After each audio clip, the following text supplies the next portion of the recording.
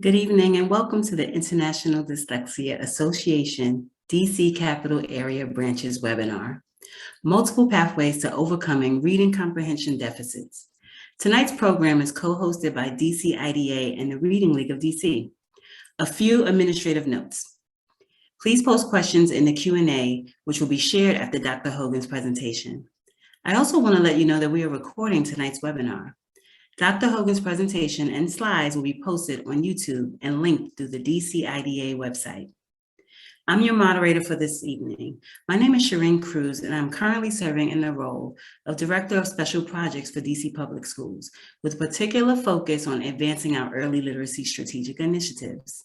I'm also a board member of the DC chapter of the Reading League.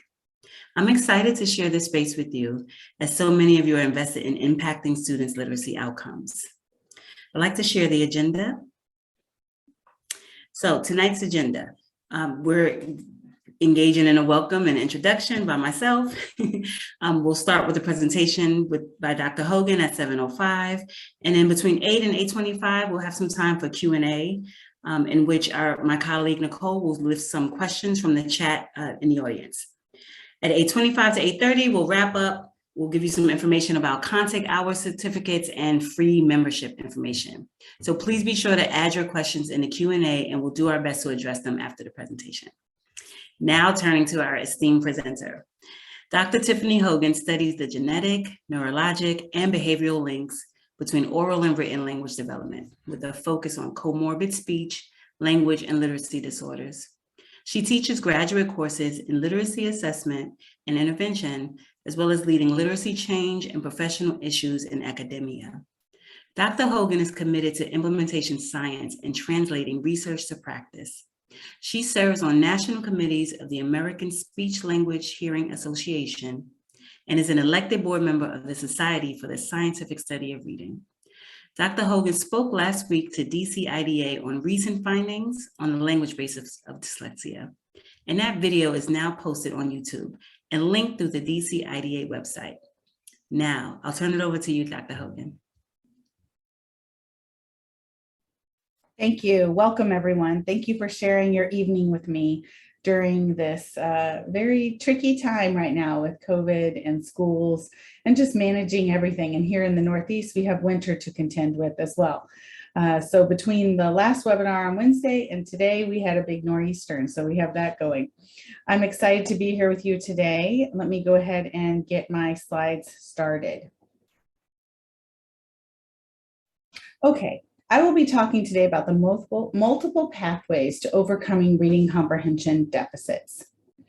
Thank you so much for the introduction, Shireen, and I don't have to say much here because of that introduction. I will highlight, though, that I have grant support from the National Institutes of Health and I'm a grant consultant. I also am a paid consultant for the American Institute for Research and the tools chart, which I might mention in this presentation. And I also work with the Scientific Studies of Reading. I am a co-founder of an informational website called Dld and Me, and I host a podcast, See Hear Speak podcast. Those last three net me no profit, so they are non-financial disclosures. I also teach, as Shireen mentioned, in our online accredited program on reading and language through the MGH Institute of Health Professions. My primary task is to run a research lab where we work with school partners to address assessment and intervention around reading difficulties. And I am going to be sharing with you today many studies and findings that we have from several National Institutes of Health grants, some of them back to the early 2000s. A lot of work I'll be sharing with you came from a special initiative from the Institute of Education Science on Reading for Understanding, which was a special focus on not only word reading, but on comprehension. It involved over 100 students and staff and several investigators, as you can see here. Also have a team now where we're currently working with schools in Massachusetts and Montana in kindergarten to second grade, screening children for reading problems and working on a tier 2 a small group intervention stimulating language comprehension. And I'll go into some of that a little bit later. As for the reading for understanding, I do want to highlight here, and I have a resource sheet that will be linked to the presentation that you can click on and learn more about the Reading for Understanding initiative, because there's over 200 publications. It's still growing, and it was a large initiative from the government. And I want to make you aware of some of the resources that came from that initiative. These are free comprehension lessons. I put them here and I'll put them later in the talk because they're so important. I want you to know about what's out there. I say it's free, but it was prepaid with your tax dollars because it was part of that government initiative. So take a look there for some reading comprehension lessons for the classroom. In our school partnerships, we have several goals. One is to promote early identification of students at risk for language and reading difficulties, including dyslexia, to understand language and reading development across the grades. In particular, our focus now is on kindergarten to second grade, but we have spanned across the multiple grades in different studies that I will discuss. We're determining the effectiveness of small group interventions for children with language difficulties, and we're supporting regular and special education programming within the schools. The learning goals for tonight is to first describe, I'd like you to just be able to describe profiles of children with reading problems, because we'll find that there's unique profiles. Some are more common than others, but every child, as you know, is unique. I want you to be able to tell a colleague why developmental language disorder is often missed in school screenings, and we'll talk about what developmental language disorder is. Then I'm going to focus on comprehension instruction, and I want you to be able to list 5 components associated with comprehension instruction. So some of this is going to be a bit of a recap of what we discussed last week to get us primed to move further. And if you didn't attend the webinar last week, this is a great primer. And if you did, this is a great, I think, activation of that knowledge that you gained last week. So what are the 2 primary processes or skills involved in understanding what you read? We talked about these 2 primary skills that have been captured in a view called the simple view of reading, which states that reading comprehension is a product of a child's ability to recognize words or decode words on a page. And that is characterized by word reading. So it's the ability to accurately translate printed letter patterns into spoken words. And if you're reading silently, those spoken words are in your head. And if you're reading out loud, they're spoken out loud.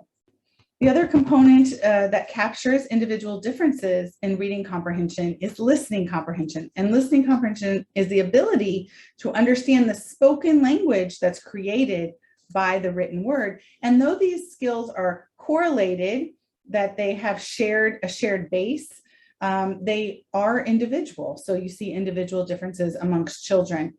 And this theory has been shown in several studies. I want to say there's about over 1,000 citations, and it has been quantified in multiple languages. So this is really more factual than it is a theory at this point. The old view of reading really focused just on word reading. And I showed this model. Brain imaging has been so powerful for us to understand what's going on with brain processing while we're reading words. And in this case, you can see the visual center is activated because you're looking at letters. And then there's a special area of the brain called the visual word form area where letters and sounds are stored. If you're reading aloud, you have to then turn those sounds into a motoric movement representation, so you can move your mouth to speak those words that you're reading off of the page. But we know that this is an old view of reading because it only focuses on word reading. Word reading is one component of reading comprehension. The other component is listening comprehension. And when you take the listening comprehension and word reading together, you get this modern version of the cortical brain activation associated with reading and comprehending to read. It is a full brain activity involving many processes associated with both word reading and with listening comprehension. Reading is really a full brain activity. This is a nice representation of the simple view. It wasn't created for that reason, but Dr. Scarborough has a link, a YouTube video. You can learn more here in the link.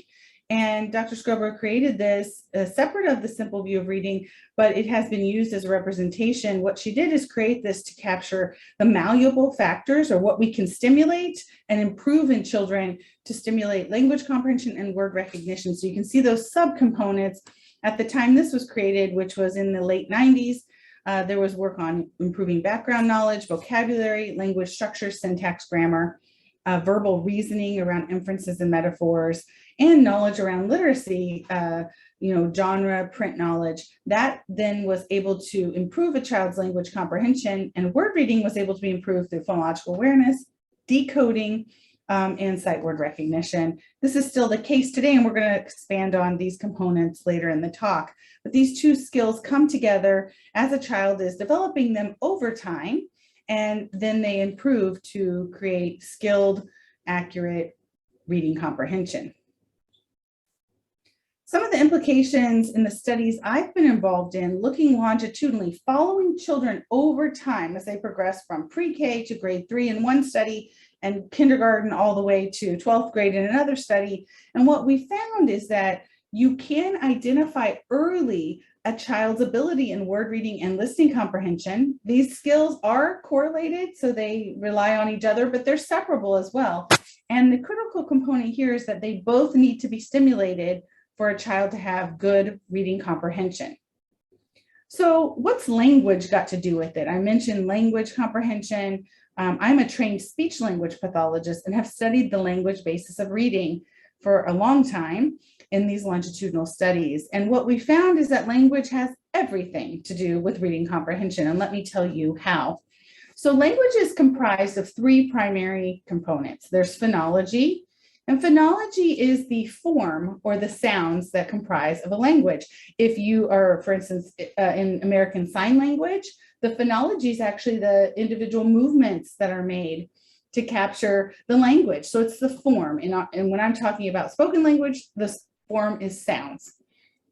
We know that a representation and development of sounds, and in particular connecting those sounds to letters and letter patterns, that forms the basis for reading comprehension or word reading. So word reading is a language ability primarily related to the phonology or form of a language. Now, pragmatics is the social use of language, and grammar and semantics is the content of language. So you see that the use and the content go together, typically gel together in development. They're both key components of listening comprehension. So language has everything to do with reading comprehension by its relationship to the development of word reading and listening comprehension. So why do some children struggle to understand what they read? Well, we know that there are subgroups of poor readers. Poor readers are not the same. And the simple view has been very helpful to capture this individual subgroups and differences you see in children who are struggling to comprehend. So let's talk about those poor reader subgroups. Let me get a drink real quick.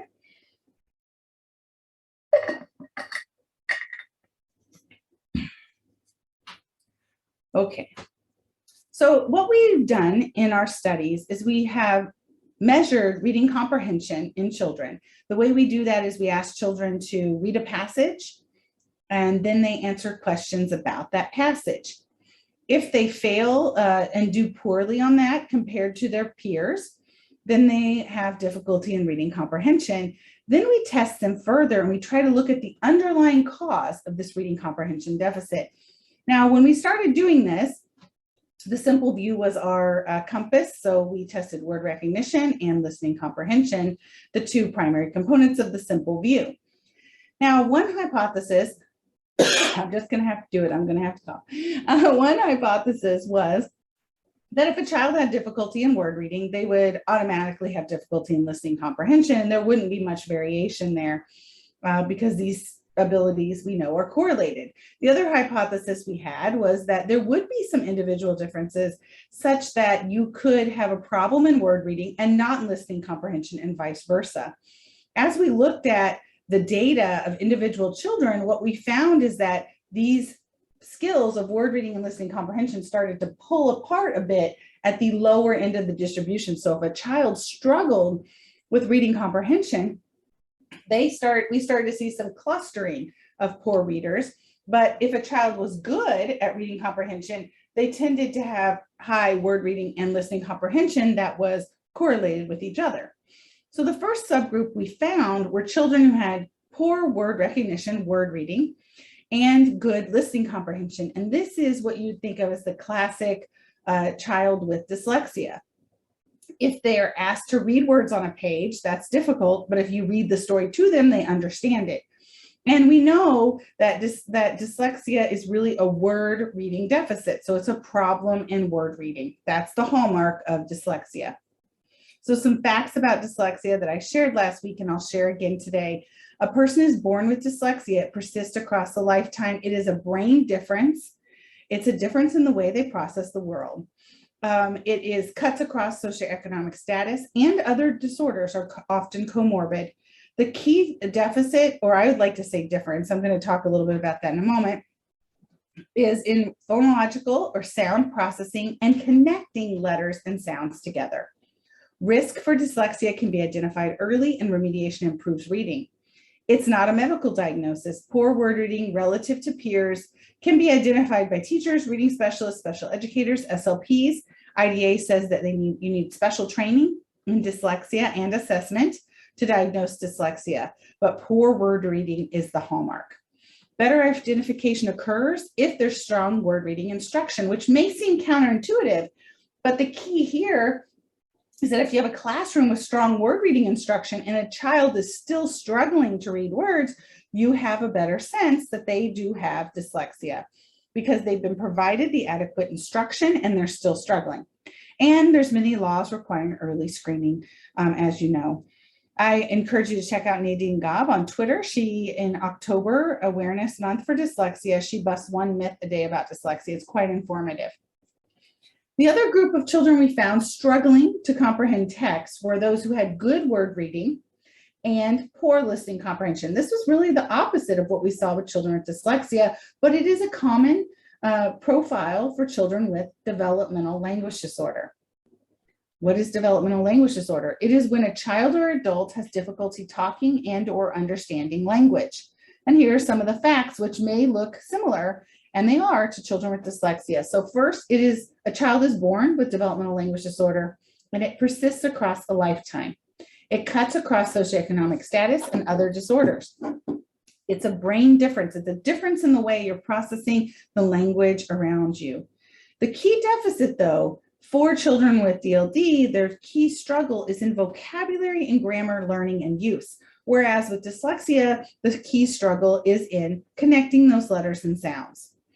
50% of children with developmental language disorder, approximately 50%, read words well. So they read words, but they fail to understand text, especially when they're shifting from that learning to read words to reading text, learning to read, reading to learn. I'm saying that too fast. From that shift from learning to read to reading to learn, that's very tricky for children with developmental language disorder. They're often missed because it's a hidden disorder. It can be hidden quite well by children in the classroom. And we know for the past 3 decades, studies have shown that nothing's really changing about identifying children with DLD in their early grades. About 50% of them are not identified, and they aren't identified later. So they continue to struggle. And there's a lot of shame and doubt associated with that struggle because it's put on the child. So it's like, oh, you don't want to do well, or you aren't interested in school, or you're inattentive. DLD is diagnosed by, and we're trying to change that. We're going to talk about that in this talk. DLD is diagnosed by an SLP, speech language pathologist, if language skills are lower than their peers. Risk can be identified early, and remediation improves reading outcomes. However, public awareness is very low, and we're working to change that. Here's some educational videos. I encourage you to take some time. They're very short and very helpful videos to talk about what is developmental language disorder. And if you're someone who, I assume on this call, you're interested in dyslexia, being part of a call on International Dyslexia Association, I think you'll be struck by how similar the struggles are with persons who have DLD as it is for dyslexia, but for a slightly different reason. As I mentioned, the core struggle is in vocabulary and grammar learning. And there's some more videos we have here as part of that website I mentioned, DLD and Me. We have an adult perspective and a parent perspective. Very helpful. Now, in thinking about language development and how it progresses in children with DLD, Mabel Rice, a top researcher in this area, describes the language development of children with DLD as a train leaving the station late. So we see that the trajectory and sequence of learning language structures and vocabulary is similar to peers, but it never quite catches up. So it starts late and it doesn't catch up, but a lot of progress is made over time. It's just running a parallel track that's a bit behind. So why is DLD developmental? Well, it's developmental because the way it manifests is, well, first off, it's developmental because the child's born with DLD, but the way the brain processes language, it will manifest differently over time depending on the demands of language at the time of the developmental stage. So in toddlers are focusing on learning words. And so you see that children with DLD are late talkers, so they don't learn vocabulary words as quickly. However, it's a little tricky because there are about 75% of late talkers that don't have developmental language disorder. They genuinely are starting late, but they catch up. Children with DLD start late in their vocabulary and word production, but they don't catch up. In pre-K and kindergarten, they have very immature grammar. You might hear them say she, say her for she, like her going to the store, her go to the store. And so you see that there's these immature grammar structures. And then in the elementary grade, they have difficulty connecting sentences together to tell a cohesive story. So it's that then the discourse level of language that's put together.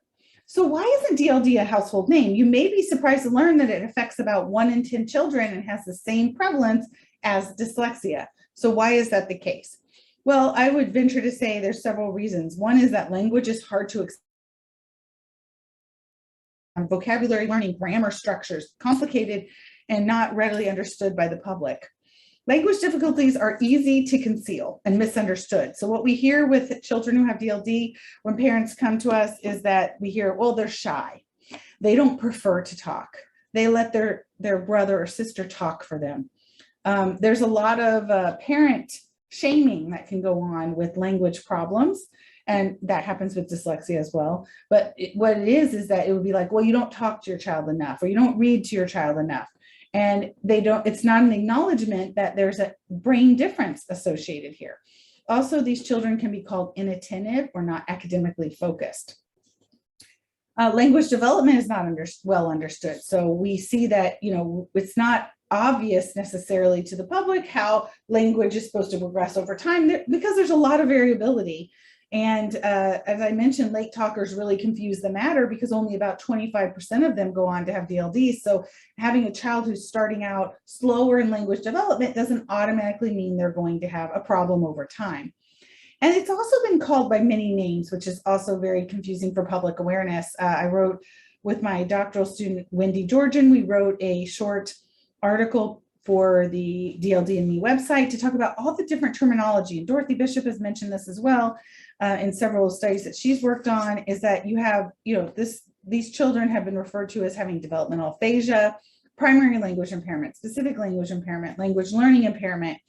Their clinical terminology, that's just research. And clinical terminology with the DSM-5, it's a language disorder, or if they're later in age, it's specific learning disability around spoken language. And in insurance, there's different ICD-10 codes that are associated with language problems. And in educational terminology, you have a child can be referred to as having a developmental delay, a speech and language impairment, or specific learning disability.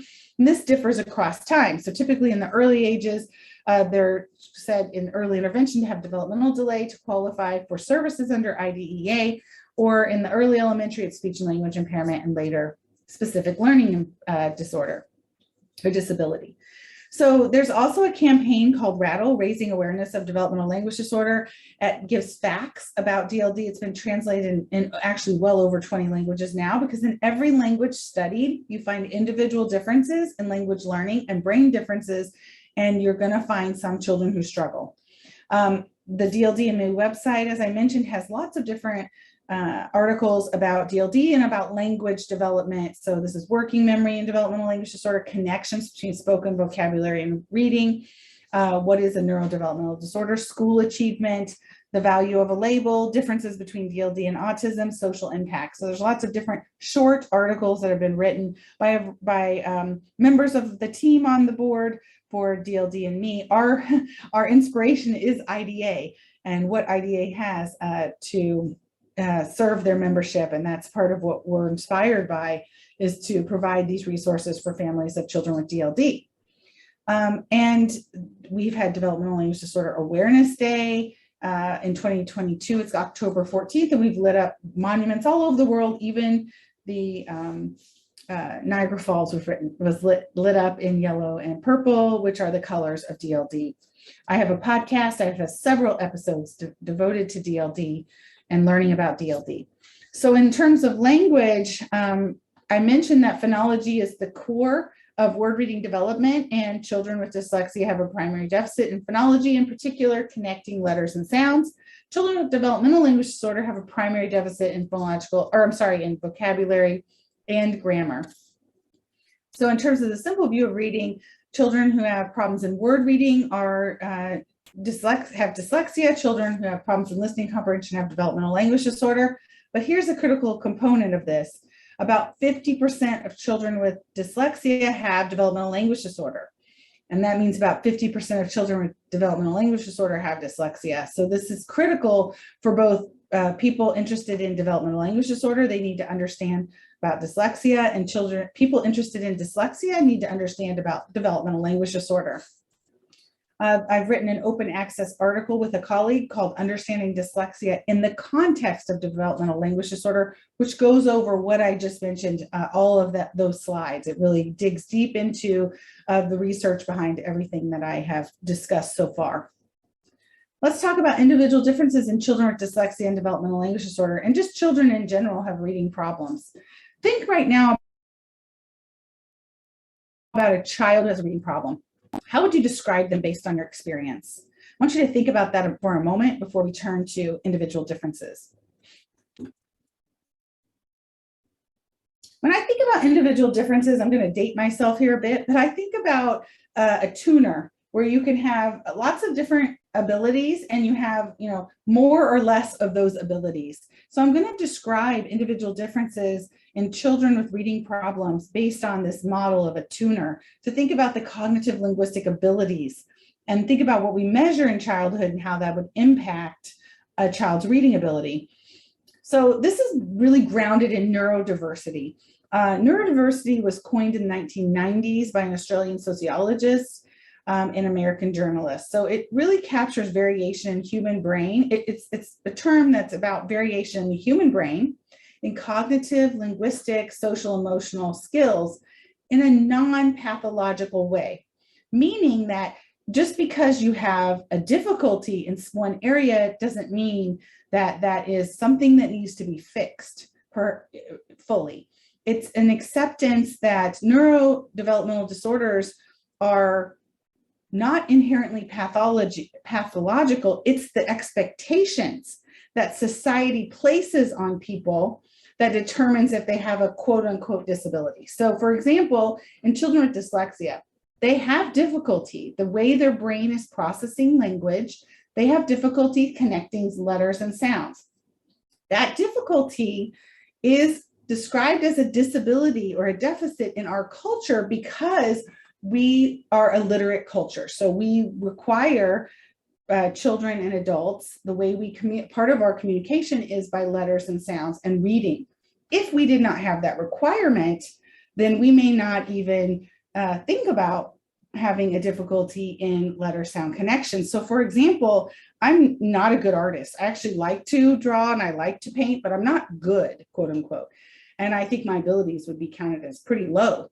If drawing was the way that we communicated, it was a primary form of communication, I may have a deficit in drawing and I may be counted as having a disability in that area, but that's because society would have placed those expectations on me.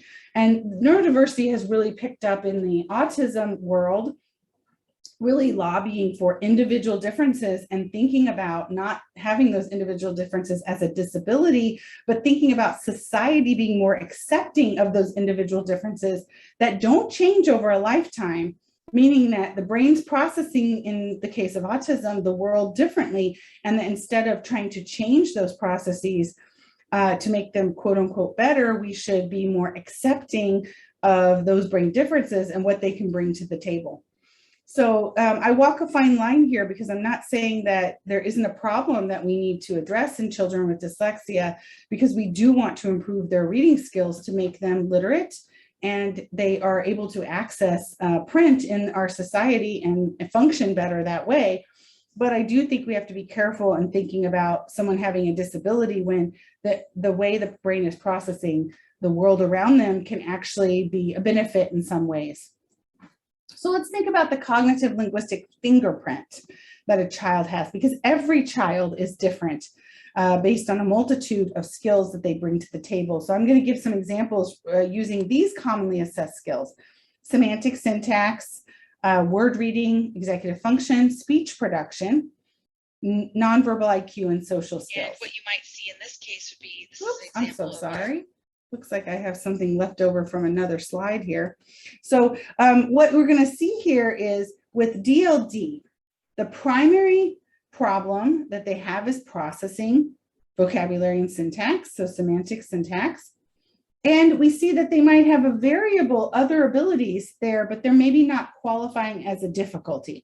So in this case, this child's fingerprint is having developmental language disorder with good word reading, relatively good executive functioning, good speech production, good nonverbal IQ, and average social skills. So that is going to come together, and the sum is going to be more than the parts to then create the academic achievement of this child. Children with dyslexia, would have the primary problem in word reading. And what you would see here is, in particular, if you're looking at assessments like the clinical evaluation of language fundamentals, with this example here, with this fingerprint, in particular with these first two skills, what you see is that they score 109, which is right in the average range in the clinical evaluation of language fundamentals. This was a 5-year-old kindergartner we assessed, but scored 82 or below, 1 standard deviation below the mean on the letter word identification subtest. So they had difficulty reading words, but had good language. Autism, the primary deficit is going to be in social skills, and they could have good skills across the board here. Executive functioning, you're going to see, or ADHD, you're going to see the problem in executive functioning. But instead of seeing this stark contrast where you have a problem with executive functioning and everything else is really high, what you tend to see is variability across all of those skills. And that again makes the child unique. So with DLD and dyslexia, as I said, there's a 50% overlap. What you might find is that you have a child, this was a 5-year-old, 9 months kindergartner who we gave the clinical evaluation of language fundamentals to, who had a score of 80, which is 1 standard deviation below the mean, below 1 standard deviation below the mean, which indicates difficulty on that assessment with language. And then you see that they also have difficulty with letter word identification subtests. So this is a child who has both dyslexia and DLD. We also see subclinical skills. So this child, for instance, has difficulty in semantics and syntax, but it's not low enough to maybe qualify as having developmental language disorder by an arbitrary cut point, which is typically 1 standard deviation below the mean, because we know it's a variation that's in a normal distribution. So this means that they have what we call subclinical skills, meaning that they have difficulties, but maybe not difficult enough to qualify for services under IDEA. But their word reading skills are high, executive function is right average, and they have some other skills like nonverbal intelligence was a skill that was a strength for this child. So these abilities would go together to create individual difference for that child. And what's not captured here, which is so critically important to think about when we think about a child's overall ability level, and that is like their grit or their resilience or perseverance, the supporters they have at home, school, family, and even their nutrition and exercise. All of that plays in. What we do know, though, is that you always want to test language skills in an evaluation. I often see that an evaluation will include all of the skills here except for semantic syntax. And I think that's because it's often administered by an SLP, and you might not have an SLP on the team, or the psychologist is not as familiar with language assessments, but a verbal intelligence test can also be a nice proxy for semantic syntax. In children I work with who have dyslexia, and I see their reports, I'm very surprised sometimes at how thorough those reports are from diagnostic point of view to capture those child's individual differences, but they completely leave out language.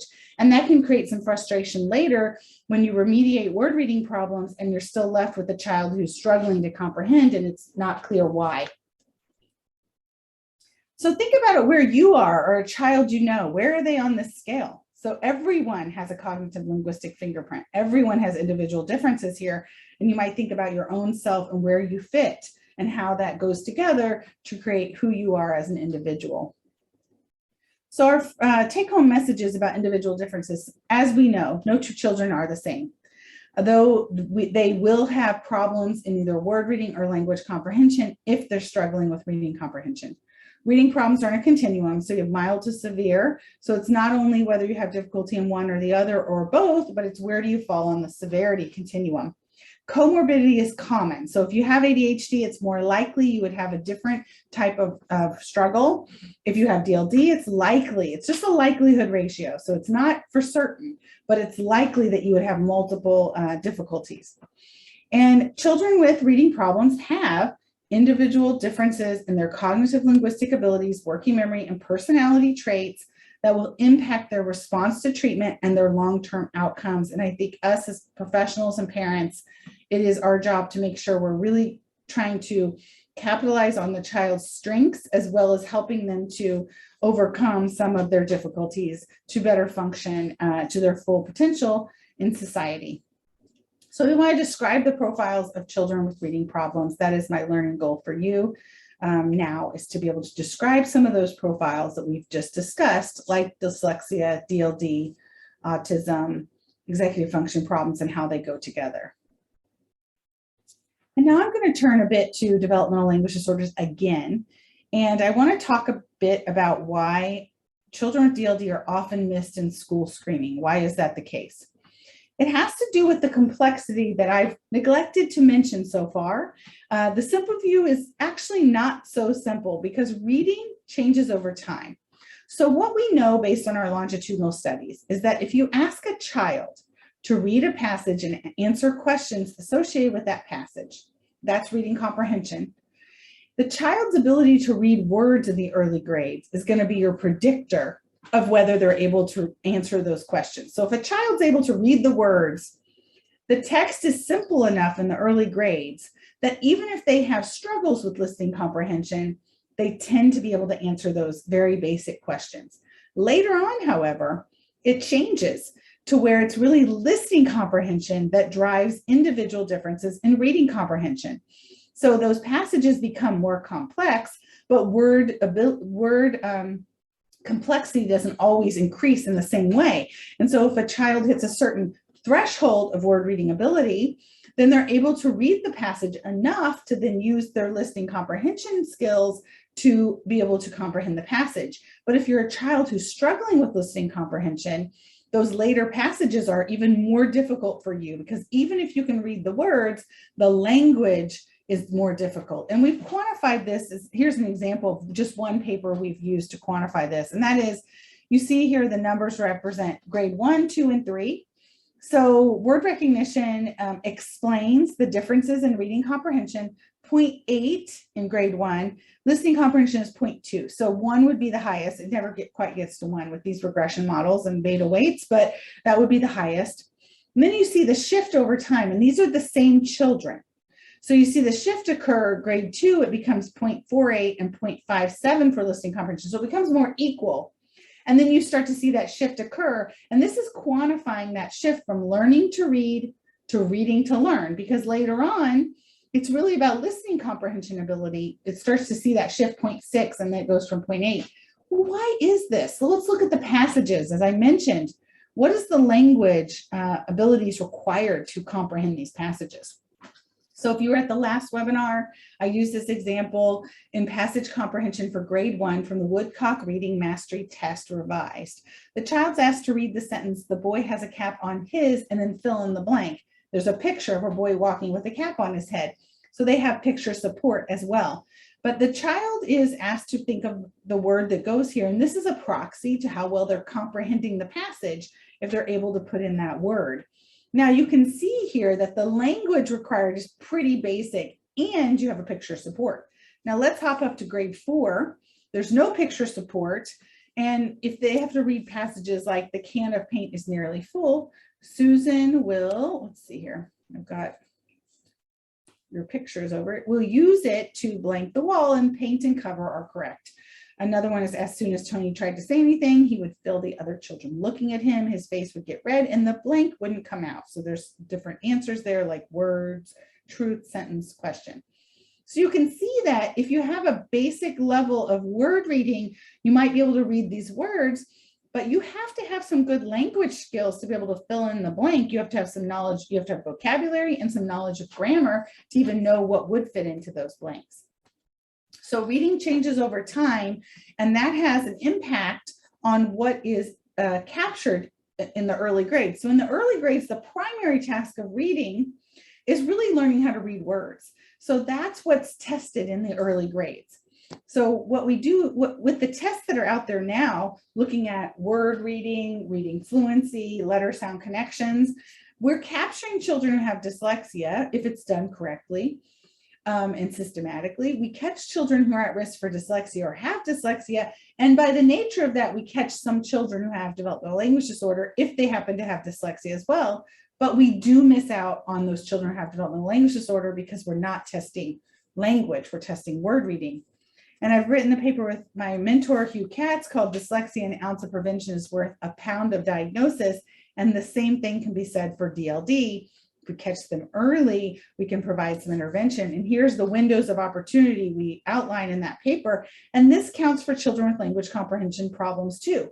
We need good universal screening, high quality tier 1 instruction in language comprehension, progress monitoring, and then some support to meet their instructional needs. If we wait, we're going to have more negative consequences, delayed reading success, and it's less cost effective if we wait to identify these children. And that's what's happening now with these children that are often called late emerging poor readers, or children with dyslexia who have good instruction in word reading, but then they're trying to catch up on language comprehension because they haven't had that instruction as well.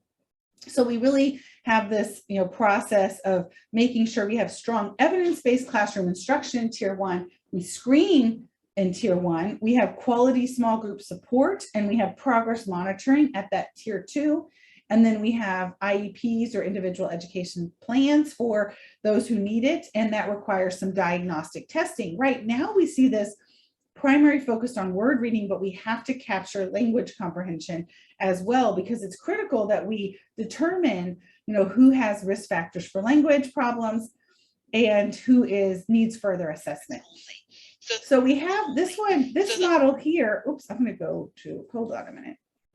Okay, I think I've captured it. So what I'm showing here is that we looked at changes over time in our longitudinal studies, and we showed that deficits in preschool oral language involving background knowledge, grammar, inferencing, and vocabulary, that predicted later listening comprehension problems. Deficits in preschool code-related skills like phonological awareness, print letter knowledge, and rapid automatic naming predicted later deficits.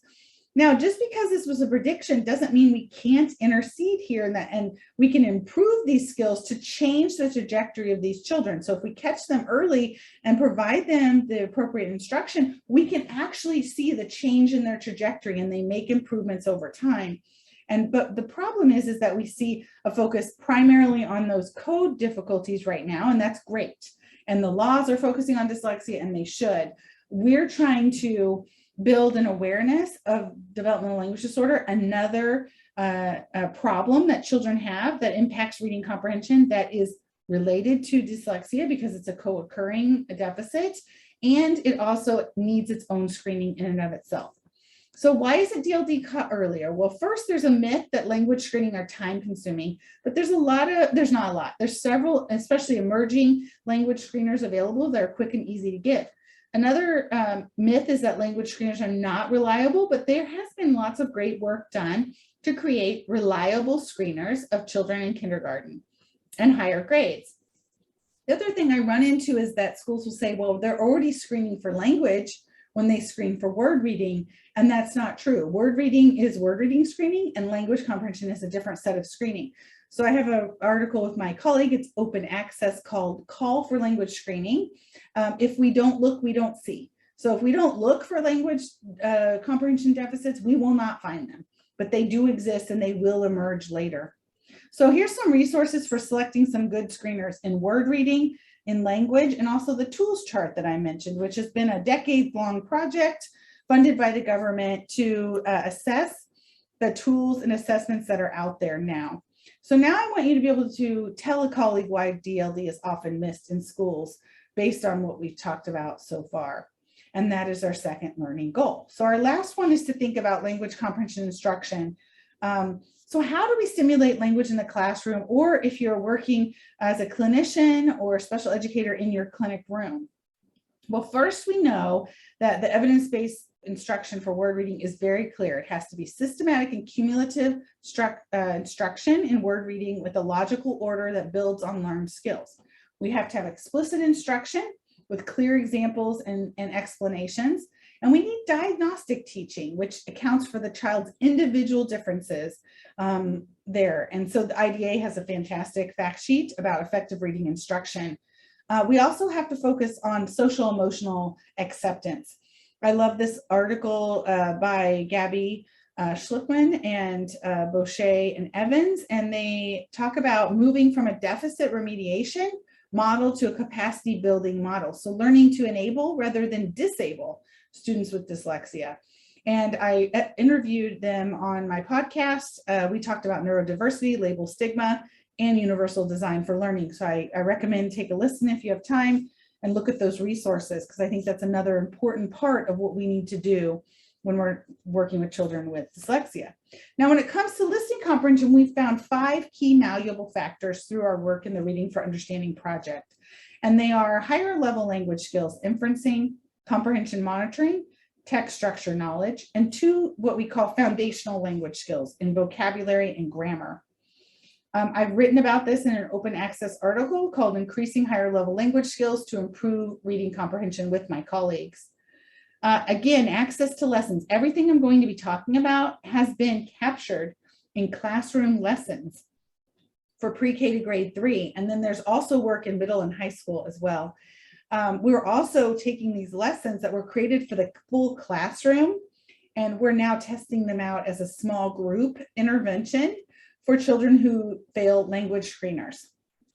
So we have shown these lessons to be efficacious. For example, we have a paper showing that in grades 1 through 3 in our large randomized control trial that involved children across 4 states. Children who learned vocabulary words had the most gains in our listening and reading comprehension measures over time. So vocabulary was a critically important part. We also found other skills that improved over time as well. Here's what we discovered in digging through the literature and creating these lessons, which really took advantage. Our edict was to look in the literature and create something that was packaged for instructors to use. So that would be all educators, either at the classroom level or in small groups or an individual level. So the unifying principles were, we focused on language skills. We focused on incorporating texts that were language rich. We focused on concept building. It was adaptable, so you could adapt it to individual differences. It was motivating and systematically organized. I say text-based, but we did not focus on text that children could read. We were focused on language comprehension. So when working with kindergartens, our texts often were selected to be at the 1st grade or 2nd grade level, because we were really stimulating their language ability. If we just limited ourselves to kindergarten text based on the metric of a child being able to decode kindergarten text, that wouldn't stimulate their language. So we propose using text that stimulates word reading instruction. So using those decodable texts for word reading instruction, but we're talking about different language rich texts for language comprehension. So the format that we decided to use was one that's often used. It's a gradual release of responsibility model where you start with a hook. So you're kind of grabbing children's attention of why they would want to do something.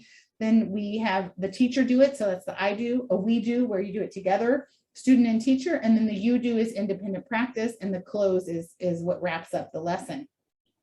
So again, we focused on 2 basic or foundational language skills. One was vocabulary. We know vocabulary is the building block of meaning. It is continuous growth across the lifespan. It's never fully acquired. So what we actually have there's a lot of fantastic research in the area of vocabulary, and it says that it's not necessarily about only the number of words you know, but it's about the depth of knowledge you have for each of those words and how you make connections between words. So we know that you need to use basic child-friendly definitions and teach words in clusters. So take known words, so the words that children know, and link them to new words and focus on subtle differences. So for example is in thinking about flowers, if it's, you're in spring and you're focusing on tulip, you might just really contrast why a tulip is different than a rose compared to a daisy. And in particular, why would an author choose to use the word tulip in their text? What does that mean? Tulip usually has a certain connotation of spring. So each word brings with it connections to other words in a concept, and multi-sensory exposures is very good. Talking about formal definitions, when I was growing up, it was if you didn't know what the word was, go look it up in the dictionary. But there's a real problem with that, and that is that the dictionary definition can sometimes be, and oftentimes is actually more intense and more problematic and hard to interpret than the actual word itself. So here's an example: scrub, wash vigorously. If a child doesn't understand what scrub means, they're probably not going to understand what vigorously means. It can also be misinterpreted out of context. So we know context learning is critical. Teaching words in the context that's appropriate. So teaching words in sentences is critical, because the definition of truncate is to cut off. So it's pretty basic definition. So it doesn't have the definitional problem, but it could be misused because the child could say she truncated the lights. That's not the right context for the word.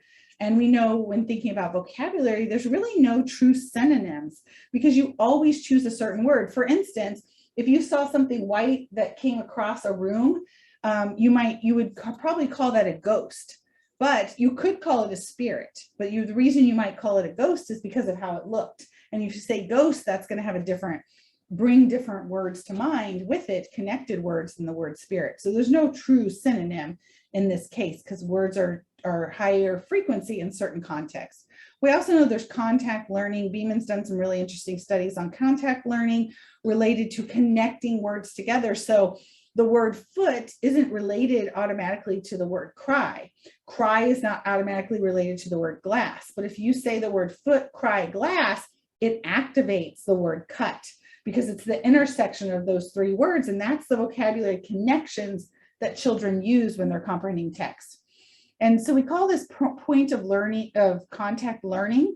So a word should be taught in conjunction with other like words. And you want to stimulate multisensory. So you want to think about when you're teaching a new word, you want to think about the sounds in the words, the meaning of the word, the context, and the orthography or letter patterns. So tying those all together. Teaching words in groups is part of this contact learning as well. I highly recommend this book, Bringing Words to Life. It's a short book, it's very powerful, and it gives you some nice, very clear instruction on vocabulary learning and has been shown to be very effective. Now, in terms of grammar, grammar is also needing to be taught in a context. Storybook is a great way to use a mentor text. For instance, if you're focusing on the grammatical structure of is going, for instance, you would pick a book that would have that structure. So let's say that's progressive, ing. There's a great website called Bookshare Time where you can type in your goal, your grammatical goal, and it'll give you a text that has lots of opportunities to learn that. This is also really fantastic, a grammar guide, because grammar is something we learned a long time ago, if we learned it at all, and might have forgotten a lot about it. So the grammar guide, you never knew you always wanted. It's free, and the link is here, and it's also in my resources. It gives you some great recommendations for grammar instruction and just knowledge around grammar. We know that the child, that there's a teacher effect of language. So a study showed in 2020 that preschool and kindergarten teachers' complexity of sentences were linked to a child's grammar and vocabulary knowledge. And they say, together, the results imply that complex syntax is an important source of linguistic information for word learners, and that teacher syntax may be another often overlooked, potentially malleable dimension of classroom quality. So the higher complexity of the language of the teacher encourages children to use complex language as well. So it's another important factor to consider. We also found that there were 3 malleable or amenable to treatment and instruction and improvement higher level language skills. That's inferencing, comprehension monitoring, and text structure. Inferencing is filling in the gaps of a passage. It's activating background knowledge, but it's also knowing when to inhibit irrelevant background knowledge. So this has the least information about how to improve inferencing, but the way we want to, but what we do know is that you want to activate schema or background knowledge, encourage children to think about what knowledge matters in this case, and also have them make sure they're changing or updating their knowledge as the passage changes over time. And one way to do this is to ask inferential questions. So in a story, Bobby might be making a sandcastle. He's red-faced, his castle is flattened, presumably by a wave, but you want to follow what knocked the castle over. Why is he so mad? And how did you know that? So asking them, children, how did they know they filled in a gap? What did they do to fill in that gap? Create some meta-awareness for them. There's also some great inferencing lessons that were created from the Reading Understanding Project through the Meadows Center, and I give some links to it in the resources. Comprehension monitoring is teaching children to be active participants in their comprehension. So asking them to, and you could do this very early. We did this with preschoolers and telling them stories, not reading at that point, but telling them stories and asking them periodically, what's the main point so far? Do you understand this? And having teachers think aloud if they're having a breakdown in their comprehension, like, I don't really understand that. What does that mean? And they would have the little icon like, versus, aha, I get it. So they need to question whether the story makes sense, and teaching children to have a purpose for reading. So before reading, identify the purpose, activate their background knowledge, and preview the book. During reading, stay active, take notes, visualize, paraphrase, ask questions, and afterwards review, summarize, evaluate, and judge. So how is comprehension monitoring different than regular strategies? Well, we taught comprehension monitoring within a larger set of skills. So it's different from just teaching children comprehension strategies. We're teaching them within a larger set of vocabulary, grammar, inferencing, and text structure knowledge. So text structure knowledge is having children focus on the characteristics of written material. So focusing on what we call story grammar. So the setting, the main character, the problem, an attempt to solve the problem, resolution, ending. And we do this in creative ways with young children. So here's an example of a story rainbow I used way back when I was a clinician. So what you would do is you would have a color for different aspects of your story. So the characters were purple, the setting was blue, the problem was green. The action to counter the problem was red, and orange was the resolution. So when I would be talking with this child, we would identify these colors in stories. So they would pick up on each of them. It also helps children to be able to tell stories better, which is a hallmark of difficulty for those who struggle with language comprehension, is they often have difficulty telling cohesive stories. So it's not only are they understanding stories better, but they're telling them better. Expository text has its own structure, and that can also be taught, like problem, solution, description, compare and contrast, cause and effect, or a chronological sequence. We also focused on certain techniques. Dialogic reading is a great technique used across all of these abilities, where a child is asked a question and then the teacher evaluates the response and expands on it, and then repeats the question to get the correct answer. I mentioned the tools chart for screening and assessment tools. There's also a newer one on intervention that really categorizes how the evidence for intervention, a lot like the What Works Clearinghouse. It's a different type of way to categorize if an intervention has evidence behind it. There's also a great free educator's guide on fundamental skills to support reading for understanding in kindergarten through third grade that I highly recommend. So what's the overarching conclusions as I wrap up? And I've told you so much in an hour, but what I want to focus on here is that reading instruction really has to include both systematic explicit phonics instruction to teach word reading, and that's with those decodable texts with lots of opportunities, multiple opportunities to learn letter patterns that are the focus of the instruction. But it also has to have a focus on language comprehension, which is background knowledge, vocabulary, grammar, higher level language processing abilities, and that's including multiple authentic texts that are a bit above the child's word reading level. So mentor text, meaning a text that highlights the goal. So if you're wanting to focus on grammar, you would have a mentor text. So you can really be a hero for a child, as you all are, just even being here tonight, by focusing on both of these aspects, and not only focusing on word reading in these tiers, but focusing on language comprehension. So my last goal for you is to be able to list 5 components associated with comprehension instruction, and I hope you'll be able to do that. And the last slide I have is really what we're focusing on in the future. This is our ideal, that we would have schools that have routine screening for dyslexia and DLD in kindergarten with high sensitivity and specificity, so very reliable measures, that we have evidence-based instruction, both word reading and listening comprehension for all children.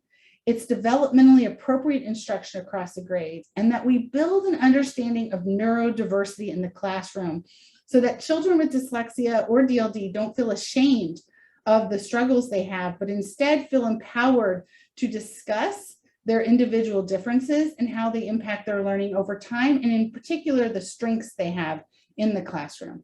So I want to thank you for your time last week and this week. Just thank you so much, because you're really changing the world one child at a time.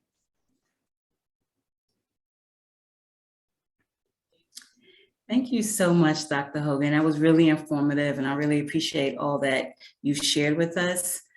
Dr. Hogan's contact information is listed, and actually that slide will get pulled up in just a sec for any questions that we may not get to in the Q&A section of our program. And so we're going to jump right into the Q&A section. Please put your questions in the Q&A, and we'll do our best to get to as many as possible. As a reminder, Dr. Hogan's presentation and slides were recorded, and this video will be posted on the DCIDA website. So Dr. Hogan, let's jump in. I have a question about, how we can account for the variety of life experiences and background knowledge when identifying students in need of comprehension support and providing instruction to meet their needs. So can you tell me that one more time, Shireen?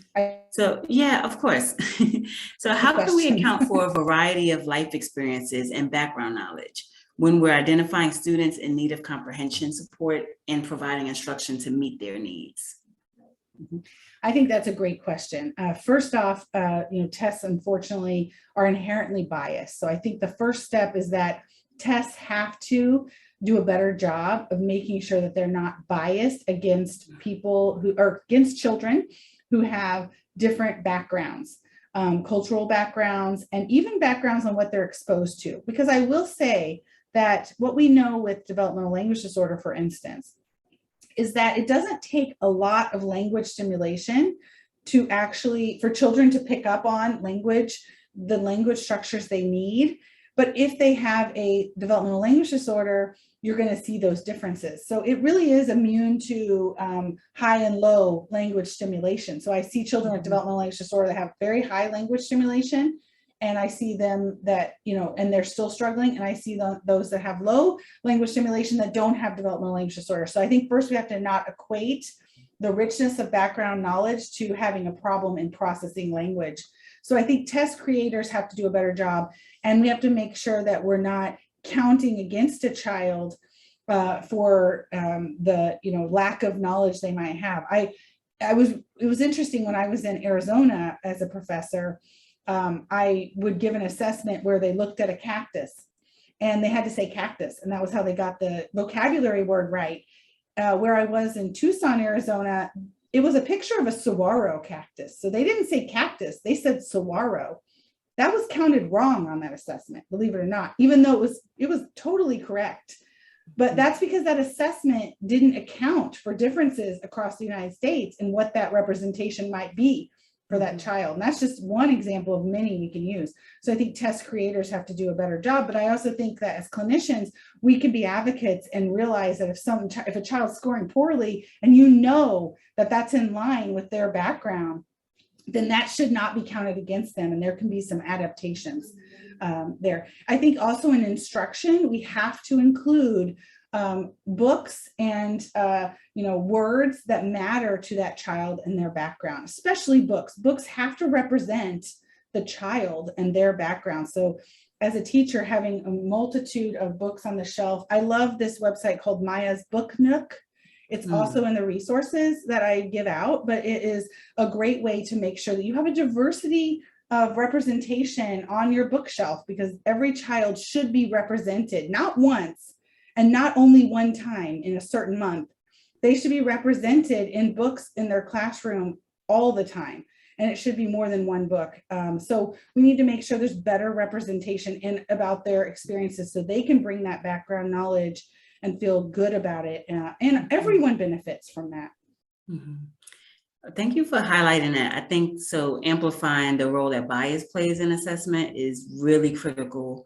And then, ensuring that teachers are building their toolkit around how to bridge some of those gaps, as I feel like the research community is thinking more and more about representation, but until we have resources that are much more inclusive and equitable and, and anti-racist as well, you've highlighted some ways that educators could address in terms of how they label and identify whether a student is assessing as proficient or not in comprehension. So thank you for that. And I think that that connects to my next question, which is a common strategy to improve reading comprehension is activating prior knowledge. So when we think about this role of knowledge, is this an effective approach? If so, when? And how much knowledge can or should we pre-teach prior to reading? This is a great question. I think there's a lot of unanswered questions, but we do know that it's not just about activating knowledge, it's about helping children understand what knowledge applies in a certain situation. And children with deaf language struggles actually will not necessarily not activate background knowledge, but they won't know when to suppress irrelevant background knowledge. So it's not just about activation, but it's also about making sure that we make those connections. And I think teaching the background knowledge is critical. It's hard to strip apart comprehension from background knowledge. There's a lot of debate about that. I also think it's important that when we're teaching background knowledge, that again, it goes back to exactly what you said. We need to be teaching background knowledge that's related to what matters in the child's life. So, I think, I will just bring up again, work I did in Arizona. So Arizona had different, seasons associated with it that were different than the majority of the United States. And I would be frustrated because the books sometimes that were used were focused on the seasons that was happening not in that child's life. So we have to think about background knowledge that matters. We can teach background knowledge about other seasons, but I think we also have to be sensitive to the fact that that shouldn't be the majority of what they're taught. So it has to match really their experiences, and it has to acknowledge those experiences. And I sometimes think that, again, we tend to think about the majority, quote unquote, and that's not really the case. And the majority is not always better. So we have to think about making sure that that background knowledge is really representing what's important to the child. And creating background knowledge is critically important. So teaching children, knowledge is, some have argued is just as important as comprehension, because you really can't comprehend without the background knowledge. And it goes right to the test bias too, because if you're testing something they don't know, and it all kind of ties together. But I think it's also about awareness and just an overarching understanding that you have to meet the child where they are and what's important to that child and that culture and that environment. Yeah, you really make an important point, and I feel like a thread of connectivity between last week's session and this week's session is this idea of centering the child, whether it is what we're talking about word recognition or language comprehension, making sure that we are meeting the needs of the specific child, given their experiences. So thank you for really highlighting that. I'd like to turn it over to my colleague, Nicole, who will lift some of the questions from our audience members. Thank you so much, Shireen. I'm going to do my best to try to get to as many of these questions as we can. We've got some really good questions here. I'll jump right in. Are there practices to differentially diagnose DLD versus language deficits associated with lower skills in other key cognitive areas like expressive or receptive language disorders? Yeah, so that's a great question. So what we found in the research world is that there's not much of a distinction between expressive and receptive language disorders. It's really, that's a testing artifact. So children with developmental language disorder have deficits in both receptive and expressive language. And we see that it's stimulating one improves the other and vice versa. So even if it looks like they have a relative strength in receptive or understanding language, if we press on it harder and really tax that understanding, we do start to see the weaknesses there. So we don't tend to focus on one or the other. What we do tend to focus on is a comprehensive assessment of language versus a comprehensive assessment of word reading. So that really is what helps differentiate. So if you're interested in thinking like, does my child with dyslexia have also developmental language disorder, you would want to give a comprehensive or have a comprehensive language assessment given to the child to see how their language plays out. Now, I will say later on, it's a little complicated because if we don't stimulate the language of children with dyslexia by giving them access to text, for instance, audiobooks and reading aloud to them, their word reading will start to actually suppress their language because they're only limited to the books they can read. And if their reading is behind, that their language structures are actually being capped at the level they can read words. And we don't want to do that for sure. We want to make sure that they have stimulating language. So it does start to get a little more complicated as the child goes on, actually. But regardless, we have to make sure that we assess both of them with different assessments. Well, thank you for that answer, because it leads just perfectly to the next question, which is, if a parent is having one of these comprehensive assessments by maybe a neuropsychologist or a psychologist who is diagnosing dyslexia, how can they be sure that they're also getting a comprehensive screening for DLD? You know, the person, they're already these very expensive assessments that parents are paying for. You know, I think that this is another case where parents have to be an advocate. So before going to that diagnostic session, sending that person something or having a discussion about developmental language disorder, and maybe even looking at the multiple names it's called, because I will say that DLD, that label was created from a consensus across the world in 2017. So all those other labels are still out there. So you may say, do you diagnose DLD? And they're like, no, but they diagnose expressive language. So, I mean, I think it's unfortunately on the parent at this time until education catches up for those diagnosticians. I also think just really you can supplement too by adding a speech language pathologist, because they have those assessments too. But I hate to even say that because you're paying so much already and you're spending the time. And a lot of good diagnosticians do include language assessments. They may not call it a certain thing. It's going to have to be a discussion about, do you have measures of vocabulary and grammar? Do you have measures that really get at verbal ability? Because many of them will give a full assessment and they'll have a verbal IQ and a nonverbal IQ, and then they put it into a full scale. But if you look only at the verbal, that gives a really nice approximation of the child's language ability in general. So if it hasn't been given in this comprehensive language exam, I usually look at the report and look at the verbal intelligence as a proxy. It's a proxy. It's not my number one choice because of all the bias we just talked about, truly, but it is a proxy that can be used. But I think having the discussion about DLD and language is the first step. Thanks. You mentioned that we know little about the role of inhibiting in reading. Do you have thoughts on other cognitive functions, like executive functions or self-regulations, how that would affect skilled reading? Yes, there's some great work, especially by Lori Cutting and colleagues, where they look at executive function. And if you have a chance on the Dyslexia Foundation website, it's TDF.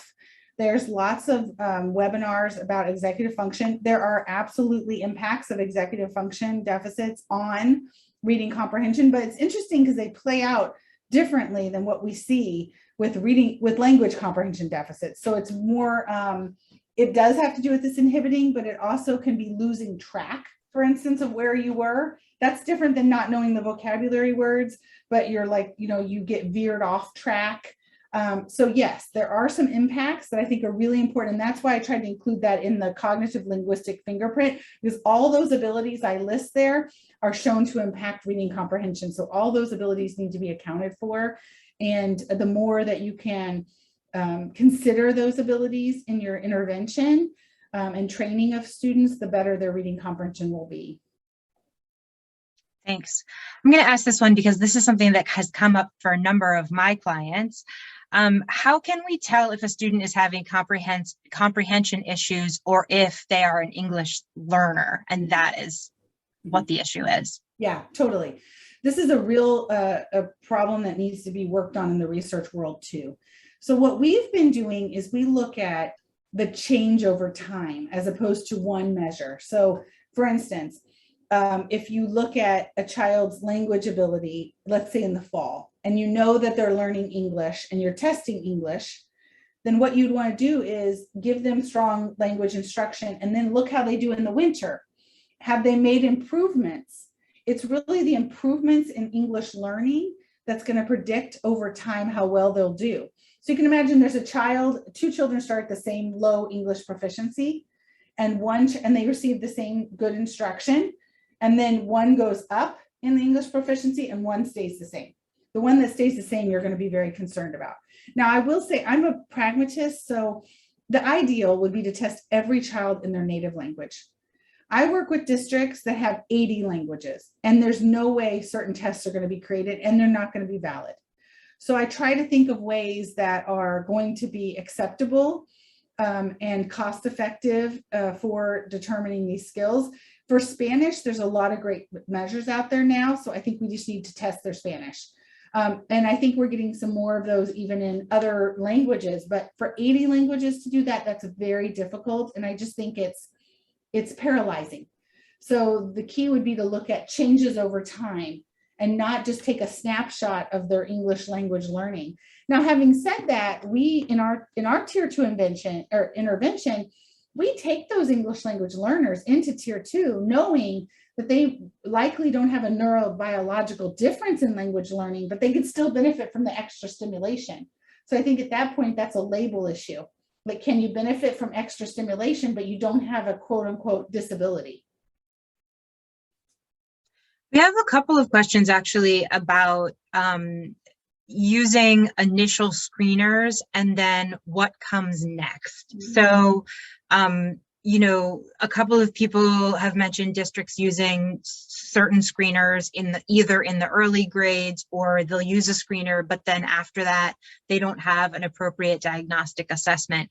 And then also, I think what goes along with that are some questions about older students. Mm-hmm. Yes, well, I will say that screening is definitely the first step, but our goal for screening is to try to eliminate giving all children really long batteries of assessments. So the screeners we have are pretty in line with the lots of screeners out there where they identify about 30% of children at risk is the target. Now, some districts can have a little more, some are going to have a little less, but that means you only have to give further assessment to those children, not 100% of the children. So you have a good sense that the 70% that didn't fail the screener are going to be okay. So that first off limits the number of kids that need further assessment. Now, determining further assessment, I think that's where you really have to rely on your special education team. For dyslexia, it's actually, there's a lot of great assessments because you look at something like the test of word reading efficiency, or you look at the Woodcock reading mastery or something like that, where it's basically testing their ability to read individual words and looking at how they should be reading those. The other thing is looking at, once they fail a screener, again, it's like progress monitoring and determining how are they doing over time. You don't want to delay instruction that way, but that's something that's still very informative, you know, to see how well they're doing with instruction. With language, we're always debating this of like, what is a good measure? And again, it's time efficiency, you know, so the clinical evaluation of fundamentals is a popular one. It has good sensitivity, specificity. It's comprehensive. It takes about an hour to give though, and it's supposed to be given by an SLP. So that factors in pragmatically. There's the test of narrative language, which is 20 minutes. So that, you know, there's also the test of literacy and language skills, which is a newer assessment. I definitely think this is where interprofessional comes in, because I think there needs to be a discussion of what is, you know, an effective assessment, but also is time effective to see who needs further instruction. And in the meantime, still giving, I advocate if a child fails a screen, they should still get extra instruction from failing that screen. You'll know pretty quickly whether they failed it because they were just in la land that day, because the first day you have them in instruction, they're just going to get it, or they're going to get it so quickly, you're going to be like, oh, okay. You know, or maybe a child came in from a great preschool instruction that was rich in language, but had no letter sound correspondence, and they fail it. And then you put them in tier 2 and they get it like immediately. It's really fast. So that effort and trajectory of learning will be very informative, as well as more comprehensive assessments. You talked about comorbidities with dyslexia and ADHD and other diagnoses. Can you explain why that is? Yeah, there's a lot of work in that area, looking at genetics, looking at brain functioning.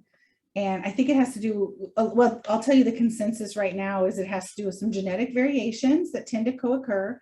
It also has to do with brain architecture and connectivity. So if your brain is connected in a specific way, let's say it's connected in a way that makes it inefficient to learn letter sound correspondence, that brain processing highway is also more, tends to also be less efficient at executive function, for instance.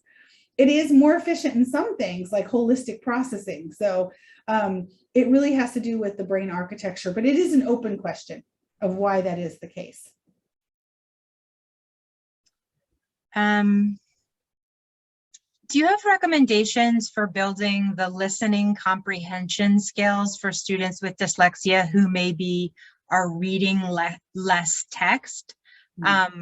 And also recommendations for schools to build content-rich curriculum for students like that? Yes, I think that it really has to do with really decoupling word reading with listening comprehension. So those children are not held by their word reading. They are given, audiobooks are great, but also just using language in the classroom that is unrelated to text, or knowing that if you're using a book that is at the higher decoding level for that child, doing it in a way that doesn't call them out, but basically providing them the ramp they need to get there, whether it's either reading aloud to them, having a peer help them. Again, that's a sensitive issue, so you have to be careful with that, but or audiobooks. And this really goes to that universal design for learning. I think it's so critical because it's really universal design for learning is about making sure that everyone has access, and there's different ways to get that access. And so I think you have to be critically aware of that within your curriculum with children who have dyslexia. What does working memory mean in language learning? Yeah, so working memory and language are highly related. You can't really have one without the other, and it's a fantastic debate in the research world. I've been part of working memory studies for some time. We tried to reduce the language load. You know, we're like, let's try to do working memory without language.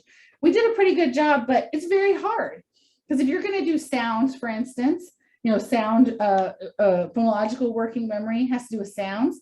You can try to make that not related to language by choosing very high frequency sounds, for instance, but it's still related to the sound representation the child has.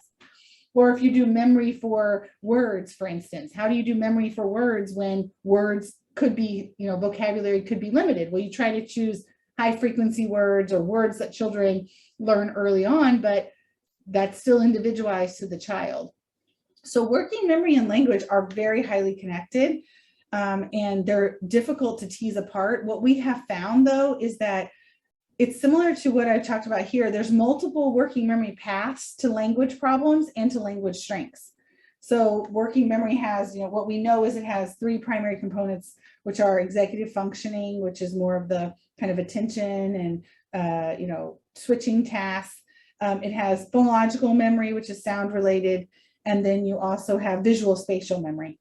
So those components are critical, but we have a paper, for instance, looking at children with dyslexia and developmental language disorder and where they fall on that continuum. And we found that there was really no prediction according to working memory. So children with dyslexia had all the working memory profiles. Children with DLD had all the working memory profiles. Interestingly enough, there were children with typical development who had poor working memory too. And that's been shown in other studies. So there's got to be more to it. It's one of the pieces, critical pieces of the puzzle that needs to be considered. And what we've tried to think about is how to take a child's individual working memory profile and how to use it to the advantage of the child's learning, or how to compensate for the child. So if, for instance, you have a child who's DLD and they have phonological memory problems, but they're strong in visual spatial skills, then teaching new words, you want to focus on the visual part for it. And then you'd want to give extra support in the phonological and vice versa if they have certain profiles. But that's still pretty early on, and we have to be careful because that's different than learning styles, which we really know has not shown to be valid across people. And so this is, I think, needs to be not associated with learning styles. This is psychometrically something different that has to do with brain processing and has brain correlates that we don't see in learning styles, but it can be a little tricky that way. It's a long way to say that it's complicated. What do you mean by learning styles in comparison to what you were just talking about? Yeah, so learning styles is not like when people say, I'm a visual learner.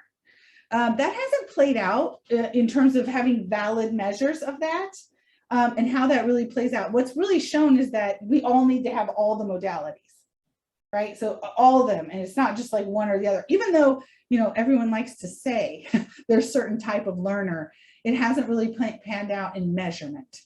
This is different than working memory because working memory is more elementary, like the components, I think, versus the functional outcome of being a visual learner. There's a long, like, if you have strong skills in visual spatial, we haven't seen that automatically means you're a visual learner. It's like that's so interesting. Okay. Yeah, it's like a long leap there. So it is kind of interesting. We're still in the kind of beginning stage. I say we're in the beginning stages. We've been studying this now for almost a decade. There's a lot of, you know, things we've learned, but man, it's complicated. Well, I think I'm going to ask you one more question, and that will be the last one. Would a quick informal screen for preschoolers be looking at word retrieval, sentence recall, and syntax issues? There's actually a really great, okay, I have a link to a list of possible language screeners, and it talks about age. And there's a few in there that are specifically made for preschool, and they focus on what are some of the grammatical structures you would expect for preschoolers to know that are fairly impervious to language differences. So it is kind of a science. It is a science in that way. So I would suggest looking at that screener list that I gave to really find screeners that have good sensitivity and specificity by age group. Well, thank you so much. I hope that I've captured almost everybody's questions, not every single one, but for the most part, I hope that we've gotten to pretty much all of the questions that we got. So thank you very much for doing that. Thank you for having me. Thank you, Nicole, for highlighting such rich questions from the audience. And thank you, Dr. Hogan. Thank you to our co-host, the Reading League of DC. They work to advance the awareness, understanding, and use of evidence-based reading instruction in the greater Washington, DC area. So audience members, we invite you to join DC IDA and help us make a difference. If you're a classroom teacher, your first year of membership is free. Go to the membership tab on our website to sign up. We'll also post this link in the chat. I also want to note that educators can receive 1.5 contact hours for attending tonight's presentation. You'll be able to go to the events tab on our website to download the certificate. And I noticed that in the chat, there was a note about updating the title for the certificate by tomorrow. And all of the reference links are included on this page that just popped up and in the chat. You can copy and paste these links for your later reference and action. Be sure to go to our website for Dr. Hogan's information sheet, which includes helpful graphics and links to research on reading. The video of tonight's presentation will be posted on YouTube and linked through the DC IDA website soon. Thank you again, Dr. Hogan. Really appreciate you and your time and contributions in this space. Thank you for this informative presentation. And thank you to all our participants for joining this evening. Good night. Thank you. Bye-bye.